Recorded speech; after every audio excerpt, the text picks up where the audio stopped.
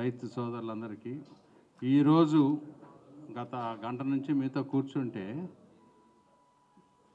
రాజకీయాల్లో ఎంతోమంది వస్తుంటారు వెళ్తుంటారు. జనరల్గా నేను నమ్మిన సిద్ధాంతం ఒకటి, ప్రజాస్వామ్యంలో కులాలు మతాలకి అతీతంగా మానవత్వ దృక్పథంతో రాజకీయాల్లోకి వచ్చిన ప్రతి వ్యక్తి కూడా ప్రతి సమస్యని సామరస్యంగా పరిష్కరించడానికి ప్రయత్నం చేయాల్సిన బాధ్యత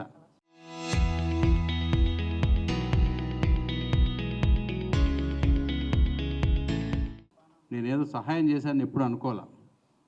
డెఫినెట్గా రైతులకు ఇక్కడ అన్యాయం జరుగుతుంది, అది బాధ్యతగా చేయాలనే ఉద్దేశంతోనే నేను చేయడం జరిగింది. ఈరోజు నాకు ఇంకా మీరు బాధ్యత పెంచారు, మీరు అందరూ మాట్లాడిన దాన్ని బట్టి. అదే కాకుండా ఒక మనిషి జీవితంలో మంచిగా చేస్తే సరిపోయినాక వాడు మంచోడు చెడ్డోడు మంచోడు అనుకోవటం వాడికి తెలియదు పోయినోటికి. కానీ జీవితంలో ఉన్నప్పుడే బెనిఫిట్ పొందిన వ్యక్తుల్లో నేను ఒకడిని. ఎందుకంటే నేను విజయవాడ పశ్చిమ నియోజకవర్గంలో నేను ఎన్నికల్లో పోటీ చేయడానికి వచ్చినప్పుడు నాకు చాలా రైతులు కూడా మీరందరూ కూడా వచ్చారు, చాలామంది వచ్చి సపోర్ట్ చేశారు. కనీసం మీ రైతులు అంటే అప్పటికప్పుడు నేను కొంతన్నా మీకు అప్పుడు మీ వెంబట తిరిగాను. అది కూడా ఎప్పుడెప్పుడో గత 20-30 సంవత్సరాలు చేసిన వాళ్ళు కూడా నాకు తెలియని వాళ్ళు కూడా చాలామంది వచ్చి నా తరఫున ఎన్నికల్లో క్యాన్వాస్ చేసి మంచి మెజార్టీతో గెలిపించడం జరిగింది. దానివల్ల మానవత్వ దృక్పథంతో మనుషులతో మెలుక్కుంటే వచ్చే బెనిఫిట్ ఏంటనేది అదొక నిదర్శనం. అయితే ఈ అమరావతి విషయానికి వస్తే తెర వెనక ఉన్నామా లేదా అంటే, నేను ఆ రోజు ఆంధ్రప్రదేశ్ నుంచి రిప్రజెంట్ చేస్తున్న ఏపీ హైకోర్టు నుండి కూడా చక్కటి న్యాయం ఇవ్వడానికి చాలా ప్రయత్నాలు చేసి మనకు చాలా సపోర్ట్ చేశారు. దాంతోపాటు ఇప్పుడు వారు లేరు మనతో, రామోజీరావు గారు కూడా అనేక విధాలుగా ఈనాడు సంస్థ తరఫున నేను ఆయన పేరు చెప్పడానికి నేను సంశయించలేదు. ఎందుకంటే నేను ఢిల్లీలో కొంతమంది న్యాయమూర్తుల దగ్గరికి వెళ్ళి ఈ రైతుల వ్యధ ఇట్లా ఉంది, బాధ ఇది జరిగిందంతా ఇది అని చెప్పి వచ్చిన అరగంటలో మళ్ళీ మన ప్రతిపక్ష నాయకులు, వాళ్ళ పేర్లు అనవసరం ఇప్పుడు, వెళ్ళి ఇదంతా ఒట్టిదే, ఈ చౌదరి గారికి 630 ఎకరాలు ఉంది, చంద్రబాబు నాయుడు గారికి ఇట్లా ఉంది, ఇందాక వారు చెప్పారు ఇది రాజధాని కాదు కమరావతి.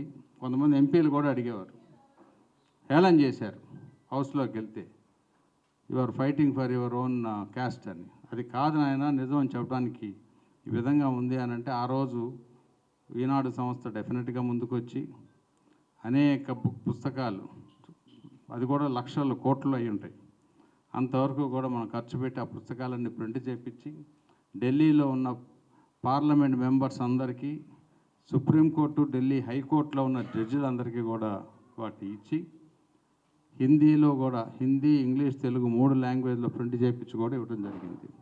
ఇక్కడ లోకల్ లాయర్స్ వాళ్ళందరి పేర్లు ఒకళ్ళ పేరు చెప్పి ఒకళ్ళ పేరు చెప్పకపోవటం కరెక్ట్ కాదు. కాబట్టి రైతులు ఎంత కష్టపడ్డారు, రైతులు ఎందుకంటే మొదట 6 నెలలు నేను ఇక్కడ లోకల్గానే ఉన్నాను. 6 నెలల తర్వాత నేను మంత్రి అక్కడికి వెళ్ళడం జరిగింది. అప్పుడు కూడా ఫస్ట్ 5 సంవత్సరాలకే కౌలు అంటే కూడా నేను రైతుల్ని చూసి జరీ భూములు ఏమైనా తప్పిద్దామని కూడా ప్రయత్నం చేశాను నేను. అసలు సరే అప్పుడు కుదరలేదు. తర్వాత వ్యక్తిగతంగా నేను ఇన్ని వేల ఎకరాలు అక్కర్లేదు, ఎందుకంటే గత 50 సంవత్సరాల నుంచి నేను హైదరాబాద్ ఎదుగుదల చూశాను. ఇంత అక్కర్లేదు, ఒక 8-10 వేల ఎకరాలు తీసుకుంటే మిగిలింది సొంతంగా పెరుగుతుందని వ్యక్తిగత అభిప్రాయం అది. కానీ ఆ రోజు అది నేను మొన్న కూడా అసెంబ్లీలో కూడా చెప్పినది, brain child of Chandrababu Naidu గారిని. ఆ తర్వాత కూడా నేను చూస్తూ రాజధాని అనేది ఒక పరిపాలన, ఒక అసెంబ్లీ, ఒక సెక్రటరేటు, ఒక హైకోర్టు, ఇదే కాదు, గ్రోత్ ఇంజన్గా మనం తయారైతే, గ్రోత్ ఇంజన్గా తయారు చేసి పెడితే ఎవరు వచ్చినా ఎవరు ఏం న్యూయార్క్ నగరాన్ని ఎవరు ఏం చేయలేరు, దాన్ని తీసుకెళ్ళి ఎక్కడ పెట్టలేరు, మనుషులను అక్కడి నుంచి తరలించలేరు. ఆ పరిస్థితి తీసుకురావాలి. లేకపోతే ఆంధ్రప్రదేశ్ని అప్రజాస్వామ్యంగా, అన్సైంటిఫిక్గా పార్లమెంట్లో బిల్లు డోర్లు క్లోజ్ చేసి పాస్ చేశారు. ఒకవేళ విభజన తప్పని పరిస్థితుల్లో న్యాయపరంగా చేయాలి అనే దాని మీద కూడా పార్లమెంట్లో నేను కనీసం 2 సంవత్సరాలు రాజ్యసభలో యుద్ధం చేసిన జరిగింది. తప్పని పరిస్థితిలో చెప్పినప్పుడు కూడా ఇది చాలా అన్సైంటిఫిక్, అన్డెమోక్రటిక్గా చేశారని కూడా చెప్పాం. ఆ తర్వాత మన దురదృష్టవశాత్తు సెక్షన్ 5లో చెప్పిన ప్రకారం అప్పుడు ముఖ్యమంత్రిగా చంద్రబాబు నాయుడు గారే, ఆ రోజు మీకు అందరికీ కూడా తెలుసు, అన్ని పార్టీల వాళ్ళు ఉన్నారు.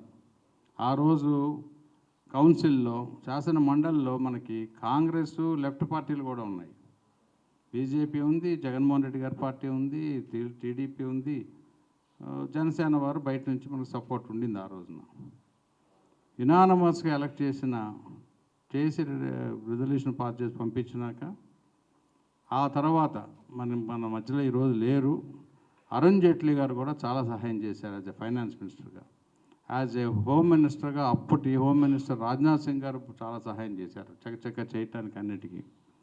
అమరావతిని గుర్తించడానికి సర్వే ఆఫ్ ఇండియా నేను నా మంత్రివర్గంలోనే భాగం.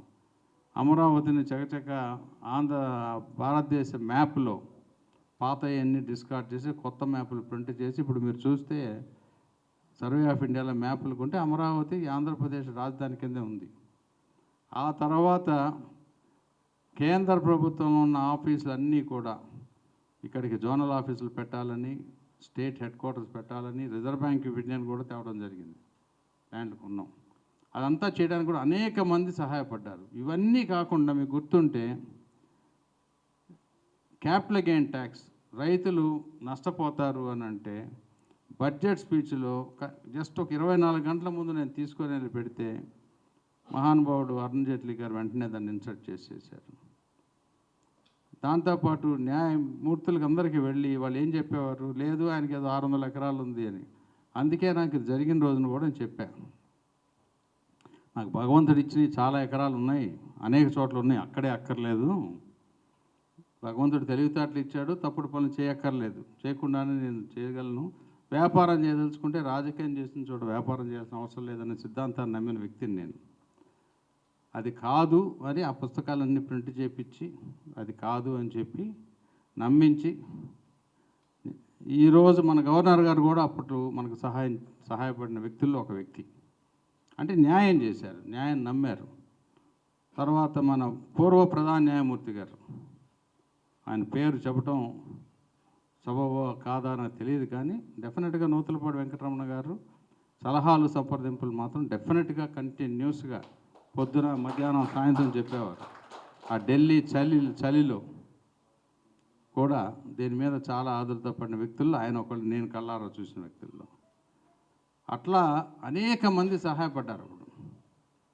ఇక్కడ కూడా నేను ఎప్పుడు కలవలేదు, మనకి ఫైనల్గా ఆర్డర్ ఇచ్చిన ఏపీ హైకోర్టులో జస్టిస్ సత్యనారాయణమూర్తి గారు ఆర్డర్ చక్కగా రాశారు, చాలా బ్యూటిఫుల్గా రాశారు. ఆ తర్వాత మనం సుప్రీంకోర్టుకి వెళ్ళటం. ఆ రోజుల్లో ఫాలి నరేమన్ గారు, ఆయన లేరు ఇప్పుడు, 94 ఏళ్ల వయసు ఆయన దగ్గరికి వెళ్ళి నేను ఆయన దగ్గర ఒపీనియన్ తెచ్చా. కొంతమందికి తెలిసి ఉంటుంది ఇక్కడ, బాలమురళి గారికి వీళ్ళందరికీ, ఆ రోజు సత్యం గారికి వాళ్ళందరికీ ఆయన దగ్గర ఒపీనియన్ తీసుకొచ్చి వాళ్ళ అబ్బాయి జడ్జిగా ఉంటే కొన్ని బెంచ్లు మేనేజ్ చేయాల్సి వస్తే ఆ రోజున తప్పని పరిస్థితుల్లో చేయడం జరిగింది. అనేక విన్యాసాలు చేశాం మనం. అప్పుడు భగవంతుడు ఆశీస్సులు మీ అందరి మీద, మనందరి మీద ఉండటంతో అవన్నీ కూడా సక్సెస్ అయినాయి. దళితులని ఇంకోళ్ళని కాదు, అందరం కలిసి వైఎస్ఆర్ పార్టీకి ఓట్లు వేసిన వాళ్ళు కూడా చాలామంది అడిగాను, మీరు ఏ ఓటు వేస్తే అదే తప్పేం లేదు. ప్రజాస్వామ్యంలో ప్రభుత్వం పర్మనెంట్, కానీ government is permanent in nature. ప్రజలు వస్తుంటారు పోతుంటారు, ఇదేం రాచరిక వ్యవస్థ కాదు కదా, ఎప్పుడు ఎవరే ఉండాలని లేదు. కానీ ఇప్పుడు అమరావతిలో ఇప్పుడు మనం జాగ్రత్తగా పడవలసింది ఏంటంటే, దాన్ని న్యూయార్క్తో పోల్చింది ఎందుకంటే పరిపాలనా రాజధాని ముఖ్యం కాదు మనకి. అక్కడ ఆర్థిక వ్యవస్థ, ఎకనామిక్ యాక్టివిటీ ఇంప్రూవ్ అవ్వాలి. యాక్టివిటీ ఇంప్రూవ్ అవ్వాలంటే ఇప్పుడు ఆల్రెడీ 12 సంవత్సరాలు అయిపోయింది. ఆ రోజు అన్నట్లు 5 సంవత్సరాలు 10 సంవత్సరాలు అనుకున్నాం, 12 అయిపోయింది. రాజకీయ విద్వేషాల మీద ఇప్పుడు మీరు ఇది ఇచ్చారు అంటే చంద్రబాబు నాయుడు గారు డెఫినెట్గా వచ్చారు ముందుకు, అంత బాగానే ఉంది. కానీ ప్రభుత్వం తరఫున ఆయన రిప్రజెంట్ చేసింది రాజకీయ విద్వేషాలతో ప్రజలకు అన్యాయం చేయటం కరెక్ట్ కాదు అనే పాయింట్ మీద మనం అందరికి జడ్జిలు కానీ అందరికీ కూడా మనం కన్విన్స్ చేయడం జరిగింది. అయితే ఇప్పుడు మంచి పరిణామం, అందరూ ఒక తాటి మీదకి వచ్చారు. మరి ఇప్పటికీ అపోజిషన్ పార్టీ వాళ్ళు ఇంకా కూడా వాళ్ళు దీని మీద విషం కక్కుతున్నారు. ఎందుకు కక్కుతున్నారో నాకైతే అర్థం కావట్లేదు. సబ్జెక్ట్ అయిపోయిందని వారికి కూడా మంచిది కాదు. ఆర్థిక వ్యవస్థ అందరూ బాగుండాలి, అందులో మనం ఉండాలి అని కోరుకోవాలి. కానీ ఎప్పుడూ కూడా రాజకీయాల్లో, పర్టికులర్గా ప్రజాస్వామ్య రాజకీయాల్లో ఎన్నికల వరకు మనం ప్రత్యర్థులం. ఎన్నికలు అయినాక మనందరం కూడా ప్రజలకి సేవ చేయాల్సిన పని ఉంది. ఇప్పుడు మా విజయవాడ వెస్ట్ కాన్స్టిట్యున్సీ చిన్నది, పశ్చిమ నియోజకవర్గంలో నేను చెప్తా, నాకు సుమారుగా 47,000 ఓట్లు మెజార్టీతో వస్తే నా ప్రత్యర్థికి వచ్చిన ఓట్లు 50,000 వచ్చినాయి. 54,000. ఆ 54,000 కూడా కలిసి రండి, మీరు నాతో సేవ చేయించుకోండి, మీ అందరికీ ఎమ్మెల్యేని. ఆ రోజు ఆంధ్రప్రదేశ్ మొత్తానికి నేను రాజ్యసభ మెంబర్ని. 12 సంవత్సరాలు రాజ్యసభలో చేయటం అంటే మామూలు కాదు.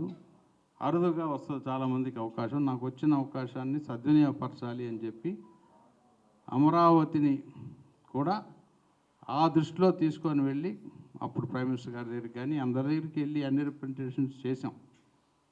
ఏంటంటే ఇప్పుడు కూడా నా అభిప్రాయం ప్రకారం మొన్న బిల్లు తీసుకురావటం, పాస్ చేయటం, న్యాయ కోవిధులు చెప్పుంటారు, మంచి పరిణామం ఇది.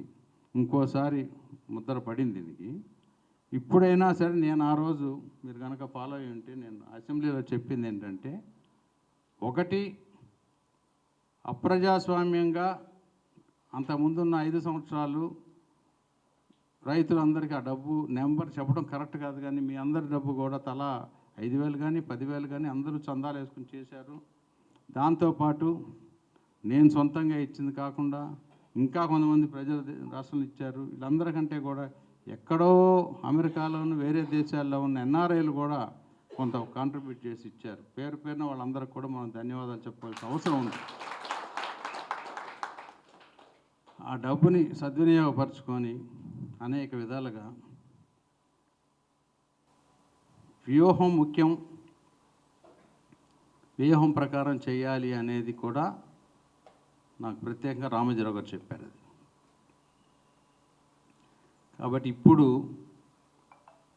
అమరావతి నగరాన్ని మనందరికీ తెలుసు, మనం ఎవరూ కూడా ఈ భూమి మీద ఉండం. 30 ఏళ్ళ తర్వాత, 40 ఏళ్ళ తర్వాత, 50 ఏళ్ళ తర్వాత అది జరగని పని అని తెలుసు మనకి. కానీ భావి తరాలకి ఈ సమయంలో జరిగినవన్నీ కూడా రికార్డ్ చేసి పెడితే, ఇంత కష్టపడి చేస్తే, ఇంతమంది రైతులు సాక్రిఫైస్ చేస్తే వచ్చిన రాజధాని అదని చెప్పి నిలబడిపోతుంది. కాబట్టి ఇదంతా కూడా భావితరానికి ఉపయోగపడే వ్యవహారమే. ఇప్పుడు మీరెవ్వరూ కూడా దీన్ని అనుభవించే సమయం ఉండదు. కనీసం ఇంకొక 20 సంవత్సరాలు పట్టుద్ది ఇది పూర్తిగా.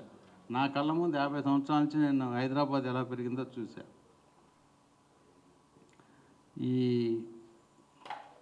ఇది ఒక యజ్ఞమే. ప్రభుత్వం చంద్రబాబు నాయుడు గారు తీసుకుంది, ఇది ఒక పెద్ద యజ్ఞం. యాక్చువల్గా అంత బాధ్యత తీసుకోవాలి, నేనైతే అంత బాధ్యత తీసుకోవాల్సిన అవసరం లేదు. ఒక 10,000 ఎకరాలు శుభ్రంగా కనుక మొదలు పెట్టేస్తే మిగిలిందంతా ఎవరికి వాళ్ళు వారి తరఫున నెమ్మదిగా డెవలప్ అవుతూ వచ్చేది. సరే, ఈ బాధ్యత వారు తీసుకున్న ప్రకారం కష్టపడుతున్నారు. కాబట్టి అందరం కూడా సహకరించవలసిన రెస్పాన్సిబిలిటీ అయితే ప్రతి ఒక్కరి మీద ఉన్నది. ఎందుకంటే నాయకుడిని పటిష్టం చేయాల్సిన అవసరం ఉంది ఎప్పుడు కూడా. మన ఆర్థిక వ్యవస్థ ఇప్పుడున్న పరిస్థితుల్లో అనేక సమస్యలు ఉన్నాయి. ఇప్పుడు అమరావతి సెల్ఫ్ ఫైనాన్సింగ్ అంటే న్యాయానికే సెల్ఫ్ ఫైనాన్సింగ్కి ఇప్పుడు అయ్యే అవకాశాలు కూడా నాకు కనపట్టలేదు. టైం పట్టుద్ది. కానీ మీరు అందరూ కూడా సహకరించి ఎవరికి వాళ్ళు అమ్ముకొని పోదామని అనుకోకుండా అక్కడ నిలబడి దాన్ని మీకు గట్టిగా కనుక డెవలప్ చేసుకుంటే భావి తరాలకి న్యూయార్క్ సిటీయో, సింగపూర్ సిటీయో, ఇంకోదో దానిలాగా ఇది మనది అమరావతి నగరం అనేది నిలబడిపోతుంది తరతరాలుగా. అమరావతి పేరు సజెస్ట్ చేసింది కూడా రామోజీరావు గారే సజెస్ట్ చేశారు. అది కూడా నాకు తెలుసు యాక్చువల్గా. ఆ రోజు వారి రోజు జనరల్గా ఆయన ముందుకు వచ్చేది కాదు, నేను రెగ్యులర్గా కలుస్తుండేవాడిని. ఆయన మంచి చెడ్డ చెప్పేవారు డెఫినెట్గా. ఈరోజు చెప్పవలసిన సందర్భం వచ్చింది కాబట్టి నేను ఆయన పేరు తీసుకున్నాను. దాంతోపాటు అనేక మంది, ఒకళ్ళు కాదు ఇద్దరు కాదు, ఇందాక అడ్వకేట్ పేర్లు కొంతమంది పేర్లు చెప్పారు. ఒక అడ్వకేట్ కాదు, ఒకళ్ళు కాదు, ఎంతోమంది ఎన్నో రకాలుగా దినదినగండం నూరేళ్ళ ఆయుష్ అనేది అప్పుడు అనుభవించాము మనం, అందులో అనుమానమే లేదు. ఎప్పుడు కూడా ఏం జరుగుద్ది అని కంప్యూటర్ల ముందు పెట్టుకొని కోర్టులో ఏం జరగబోతుంది అనేది చాలా ఆదుర్ద పడ్డాం మనం. ఏదైనప్పటికీ ఫైనల్గా భగవంతుడి ఆశీస్సులతో అంతా బాగా జరిగిపోయింది. మీరందరూ కూడా బాగా కష్టపడి ఒకరికొకళ్ళు సహకరించుకొని ముందుకు వెళ్ళవలసింది. ఇంక చిన్న చిన్న సమస్యలు ఉంటే ఇప్పుడు 29,000 మంది 30,000 మంది ఉన్నప్పుడు ఒక 200 మందికో 500 మందికి ఏదైనా ఉంటే దాన్ని దయచేసి ఈ టీవీల వాళ్ళు ఈ పైపుల దగ్గరికి వెళ్ళి దాన్ని అల్లరి చేయకుండా ఇంటర్నల్గా మాట్లాడుకొని సాల్వ్ చేసుకోమని చెప్పి మీ అందరికీ కూడా ఈ సభాముఖంగా మరొకసారి మనవి చేస్తూ సెలవు తీసుకుంటాం. ఎవరు వచ్చినా అంగుళం కూడా ఎవరు కదిలించలేరండి. మావి గన్ను కాదు, మీరు ఏ గన్ను తీసుకొచ్చినా అమరావతిని మాత్రం ఎవరు కూడా అంగుళంలో 10వ వంతు కూడా ఎవరు ముట్టుకోలేరు. కాబట్టి అదేదో డైవర్షన్ పాలిటిక్స్గా ఆయన మాట్లాడుంటారు, కానీ ఆయన కూడా కావాలని చెప్పి మాట్లాడారని నేను అనుకోను. యాక్చువల్గా ఎవరైనా సరే యాక్చువల్గా ఇంత బ్రహ్మాండంగా జరుగుతున్న దాన్ని పాడు చేసుకుంటారండి ఎవరైనా. రాజకీయంగా కూడా ఆయనకి మంచిది కాదు అది. ఆయనకి సలహాదారులు సరిగ్గా లేరేమో అని నా యొక్క అనుమానం, ఒకవేళ కనుక అది మాట్లాడుంటే.